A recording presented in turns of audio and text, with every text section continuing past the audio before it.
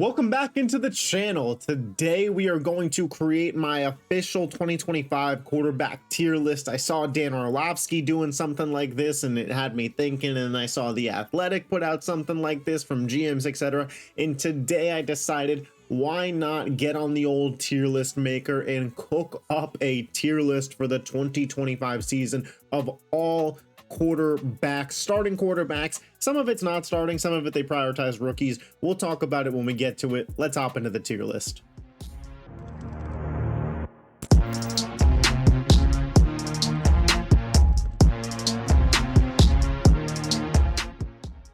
All right, so as you can see here, the tiers that I have are elite, but high-end starter, good, young and exciting, 50-50 on them, and bad. Of course, we're going to start from the bottom down, the bad tier.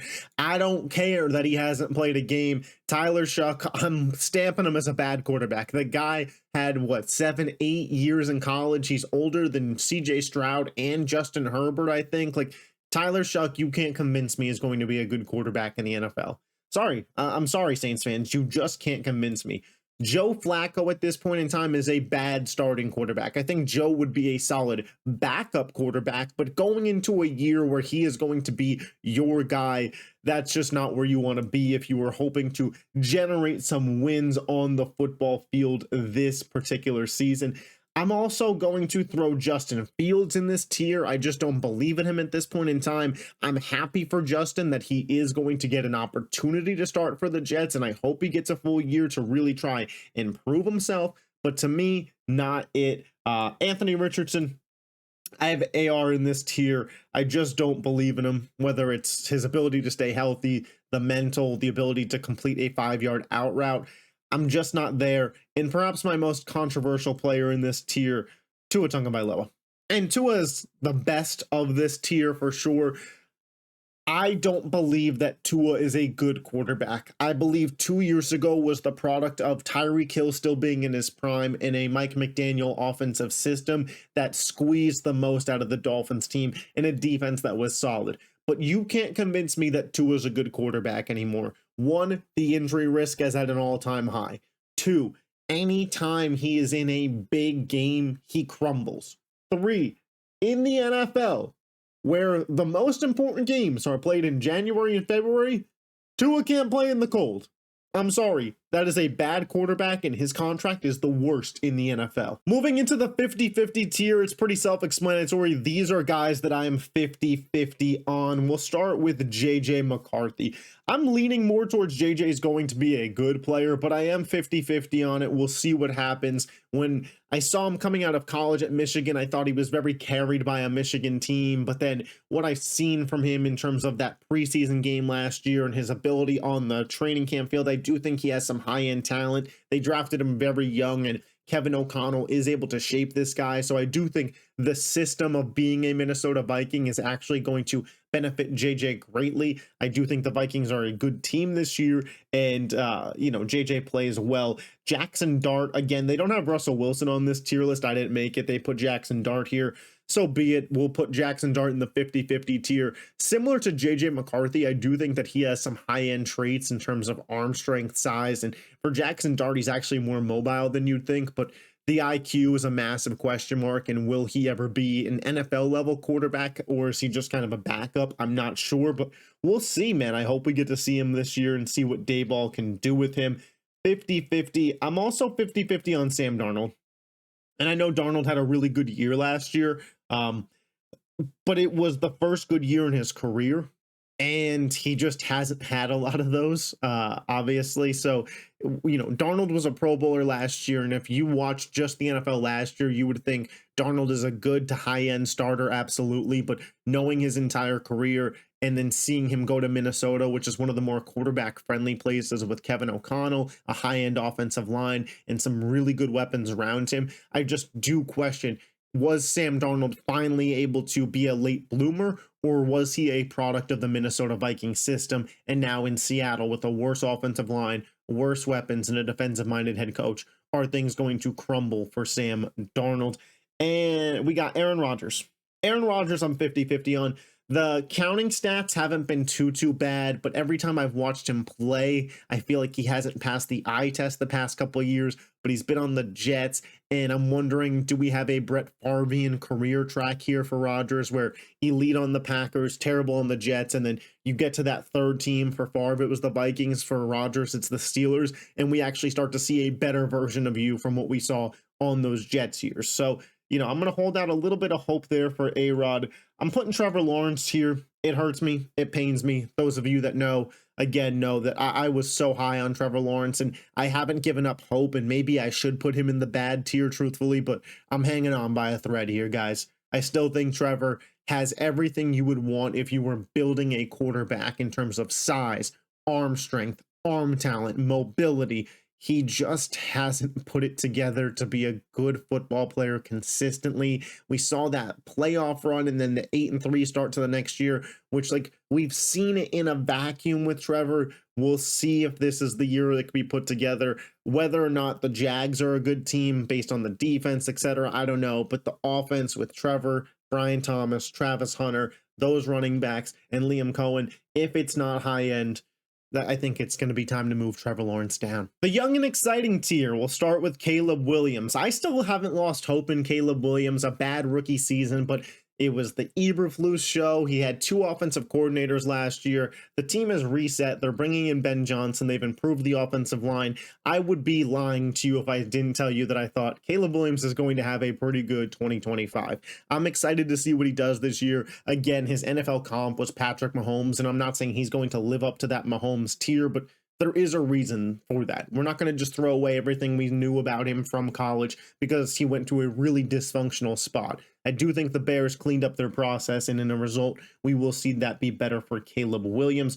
Bryce Young, man, he closed out last year really strong, started looking like the #1 pick that the Panthers drafted him to be. So I'm excited to see if he can repeat that in 2025. We only saw a little bit of action from Bryce in the preseason, but it did look like second half of the year Bryce, which is certainly something we could be happy about. Michael Penix, I'm excited to see Penix, man. Maybe Penix could have been 50-50, but I do feel better about him than the guys below him at this just particular moment, because even though the Falcons were 1-2 with Penix last year, I do think that the offense clearly took a step up once Penix got out there, give him another year to develop and some solid weapons, and I think he could sling the rock this year. We got Drake May in this tier as well. Drake May didn't play all of last year, but man, once he got in there, he was looking really strong. I almost moved May up to good. So for any Patriots fans that are Drake May believers that are watching, hoping that he was in the good tier, he was just outside of it for me when it came to starting to compare him to other guys in that tier. And as well, I'm going to throw Cam Ward in this tier. #1 overall pick, hasn't played yet, but just in terms of what we have seen from him and what I scouted on him, I do think he's going to be successful in the NFL. Do I know if he's going to reach a top 10 level? I do not, but he does have that X factor trait of being a point guard at the quarterback position that I do love, where it feels like the game is being played at 0.75 speed for him. Good mobility, a strong arm as well. We'll just see again, at Miami and in his college stint, it felt like he played a lot of hero ball. I hope he doesn't fall back and do that at the NFL level and just has a strong rookie season. So I'm going to admit it. I messed up. I forgot to put Kyler Murray in the 50-50 tier. Kyler Murray belongs in the 50-50 tier. I'm just not sure week to week if I could depend on this guy. He's got really high highs, really low lows, but that's on me. That's on me. That's my bad. So then we get to the good tier, and these are guys that I'd be very happy with as my starting quarterback. We'll start with Jordan Love. Jordan Love has a lot of tools that you really like in a quarterback. He's got a super strong arm. He is mobile enough. His decision making is what really pulls him back from being a high-end starter for me. It feels like, at least it felt like last year, the guy was a lock for a turnover a game. We did see at the end of the previous 2023 season, Jordan Love have some really good football, and I thought that he was going to elevate his game in 2024 and make that jump to being a high-end elite starter, and it just didn't happen. But he is a good starter still at this point in time. I'm going to put Dak in this tier as well. I think Dak can tend to be a little bit overhated. And don't get me wrong, Dak's playoff woes are a real concern and something that we really should hold him accountable for. But I do think putting him in this good tier does hold him accountable for that. This is a guy who has had an all-pro season, who has had Pro Bowl seasons, who has led the league in passing yards. Like, Dak is asked a lot of the Dallas Cowboys when it comes to sustaining their offense. And when he's healthy, he certainly does go out there and do that. I got Brock Purdy in this tier. Brock Purdy's a guy that I was 50-50 on and even leaning towards bad a few years ago. But man, what we saw from him in that 2023 playoff run and then what we saw from him last year really, really impressed me. The fact that he was able to start being a playmaker rather than just a system quarterback and really develop his game, I thought his ability to create on the run, extend plays, I thought that was on full display last year despite their record. And I think now with a healthy season, a better defense behind him, Brock Purdy could be in store for his most impressive season to date as an NFL quarterback. I don't know if it statistically tops 2023 just because of all the weapons that he had in their prime, but for Brock's sake, I think we could be in store for his best season yet as an NFL quarterback. As well, I'm going to put Bo Nix in this tier. I think Bo Nix is really, really solid. I think he's more than just a game manager. I know some people are going to tag him like that, but what I saw from him in the second half of the season last year kind of reminds me of a little bit of what I've seen from Brock Purdy. I think that these guys are on similar playing fields. Today, I probably would take Purdy over Nix, but by the end of this season, I think Bo Nix could pass him. Again, similar to Purdy, high IQ, mobility, can make any throw he's asked, and knows how to run his system efficiently, and also if a play breaks down, can create, extend, and make something happen. Those are the best kinds of quarterbacks for the offensive minds like Kyle Shanahan and like Sean Payton, and that's why both of those guys think that they have their guy, because truthfully, I think they do. And then I'm going to put Geno Smith in this tier. I think Geno Smith's kind of on the lower end of this tier personally of all these guys. You know, him and Dak would be towards the end if you want me to kind of just rank it out here for you. This is probably what it would look like for me if we started ordering them from left to right. That's kind of how I would order those guys. Geno, hell of an arm, super exciting to watch. I question if he is truly a winning quarterback or if his play just creates fun games, but at the end of the day, compared to the guys below him, I certainly would rather Geno Smith. Moving up, we have the high-end starter tier, and similar to how I did in the good tier, I will, at the end, move the guys from left to right. Jared Goff. I think Jared Goff is a real high-end starter. Once we get to this high-end starter and up, those are guys that I truly believe could win a Super Bowl as the quarterback of their team. The good tier, it's a maybe. It's if they have a great roster around them. But at this point, we're talking about guys that I do think could go out there and win a Super Bowl. And Jared Goff has really, really flourished. And I get it, some of the skepticism where, he's gone from McVay to Ben Johnson, and that's where he's performed at his best. Absolutely. And he does have a ton of great weapons. But Jared Goff is a leader, is a captain of an offense, and he is the complementary, highest complement version of a game manager. He's not going to kill you with his mobility, but he could stand back in the pocket, manage a game, make the right decisions, keep the drive going, and get down the field. And that's exactly what the Detroit Lions ask of Jared Goff, and that's what he delivers week after week. He's had so many high highs. He's had a couple low lows, and he's had some bad games similar to that game versus the Texans last year where, because of his lack of play creation, if you can stifle him, you can see a bad version of Jared Goff. I'm not going to say that that's not there, but 85%, 90% of the time, you're getting the good Jared Goff, and that's enough to win a lot of games. Just ask the Detroit Lions last year. Their defense got all banged up, and Jared Goff led them to 15 wins still. I'm going to put Baker Mayfield in this tier. Bake Show has really, really impressed me. His best quality, I think, would be mentally. He's just a dog, man. Like, he has that absolute dog in him. The mobility was there last year. And similar to Goff, man, like, he ran a high-end offense in Tampa. And going into this year with more weapons for him, Igbuka, Godwin healthy, you still have Evans, McMillan, Bucky Irving, Rashad White. Like, I think Baker Mayfield could seriously go out there and win the MVP award this year. What he's going to be able to do with that offense is going to be really, really impressive.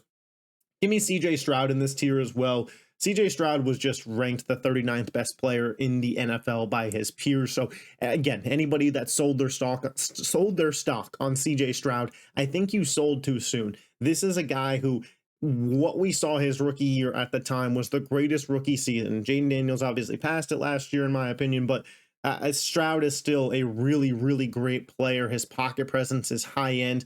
The fact that, if for those of you who didn't watch the Texans all last year, the pressure rate that offensive line allowed on CJ Stroud all year was the same pressure rate that was on Patrick Mahomes in the Super Bowl. And CJ Stroud won double-digit games, won his division, and won a playoff game. Mixed in with the fact that Bobby Slowick was his offensive coordinator, Nico Collins, Stephon Diggs, and Tank Dell all suffered injuries last year. I think it's super resilient what CJ Stroud did. And again, if you sold stock on him, try and get it back, because I think we're in for a good year. And I'm also going to put Justin Herbert in this tier. Justin Herbert, of all the guys in this tier, obviously has the highest physical attributes in terms of size, in terms of strength, in terms of arm power, in terms of just, as a thrower, the throws he can make. I think he clears these guys. The problem is when it comes to winning time, of all these players, I think I trust Justin Herbert the least in this tier. And, I know that there's a certain community of people out there that, hey, the winning time stuff, like, that'll work itself out. Will it? I don't know. I don't know if it will. For that, my rankings of this tier would probably look something like this. That's probably how that would come out. I would take Stroud because I do think he has just the X factor mentally and can make 85-90% of the throws that Herbert can make. But then there is a point where you can't just replace the God-given ability that Justin Herbert has. Like, he's still very high end for a reason. We get into the elite but tier, and I'm going to start this tier off with Matthew Stafford. Elite, but he's old and injury riddled. When Stafford is on, he is one of the most trustworthy quarterbacks. If I was going into a playoff run this weekend and I knew that Matt Stafford was going to be healthy, there might not be 4 guys that I take ahead of him, truthfully. But over a 17-game season, over a full year, Matt Stafford's butt of his injury concern, we're seeing it right now with the back problems. There's not a throw that I don't think he can make. He's not super mobile at this point in time. Tough, super tough guy, and really a winner, but there are just some question marks there. Jaden Daniels. I think Jaden Daniels is in this tier. Elite, but can I see it again? How many times have we seen players have great rookie seasons across just sports as a whole and then not live up to it the year after once there's more tape out on them and the games start getting tougher? I think Jaden Daniels seriously has all the tools to potentially one day be the best quarterback in the NFL. But can we let him get to that level before we're ready to anoint him king of the quarterbacks at this point in time? Jalen Hurts, elite, but he has one of, if not the best rosters in football around him, so he's not as demanding as some of these other guys to put up, massive stats. I understand there's a lot of controversy when it comes to Jalen Hurts and where people rank him. My thoughts on this are pretty simple. The goal of football is to win the game. Jalen Hurts wins the game at a high level. I'm not saying he's this guy, but there were a lot of non-flashy Tom Brady seasons. At the end of the day, he was winning the game. Jalen Hurts, what he gives you through the air when needed, we saw in the NFC Championship and in the Super Bowl. The Super Bowl specifically, he was dotting up the Chiefs defense. They decided to load the box and stop the run, and he said, here we go. And he made every single throw that he needed to make, which told me when he needs to, he can. He's also responsible for 12 to 18 rushing touchdowns this season for the Philadelphia Eagles. And you could hate on the tush push, but nobody else is doing it. So Jalen Hurts is elite, but there are question marks about what percentage of his team's offense and team success he really does carry compared to the roster as a whole. And Joe Burrow, man, elite, but it doesn't result in wins. Is that a Bengals problem or is that a Joe Burrow problem? I understand it's easy to just say, hey, it's the Cincinnati Bengals themselves, but Joe Burrow starts off slow every year too. Is that him? Is that Zach Taylor? I don't know. But it is concerning. He hasn't made the playoffs in back-to-back years. He has injury concerns. Everything else about Joe Burrow screams elite, but you have to wonder when the winning starts. And when we're at the top of the tier list, where we're in the top 4, top 5, it's inches not miles, but we gotta we gotta separate these guys. And then we have the elite tier, and it's obviously the three guys left. This is how I would rank them. I would go I would put Pat 1 still, I would go Josh 2, and then I would go Lamar 3. But really, any order that you want to order these guys at this point in time, I think I'm kind of fine with at this point. I used to be more of a Pat has to be number 1 on every list, and he is still number 1 on my list because I do feel like in the system that Josh and Lamar are in, Pat would flourish. But there is the part of their rushing ability Pat doesn't have, and that's what makes them such elite weapons. However, every time they face Pat in the playoffs, Pat gets the better of them. In terms of arm talent, I think they're all at a pretty even spot right now. Lamar really improved last season. The 41 passing touchdowns to 4 interceptions is just gross to think about. Josh probably has the strongest arm. Mahomes probably could make the most amount of throws of all three of them. Lamar's obviously the best runner of the group. Pat wins the most out of the group. Josh is coming off an MVP where his offensive weapons, I would argue, were the worst of the group, yet he still had pretty much the same regular season success. There's a lot of different ways you could order this. I think all three should be the consensus top 3. I've seen some lists that have Burrow as high as 1, and to me, that's a little crazy. But if you really wanted to argue Pat, Josh, or Lamar as your number 1, I wouldn't push back on you too much. But this is my tier list as we go into the 2025 season. Some of it with the rookies was obviously a little bit predictive, but most of it is just off of what we've seen, man. And I'm excited. We will revisit this at the end of the year. Let me know your thoughts in the comment section down below. If you love the NFL and you're not yet subscribed to this YouTube channel, make sure you hit that button. I will catch you next time. Peace.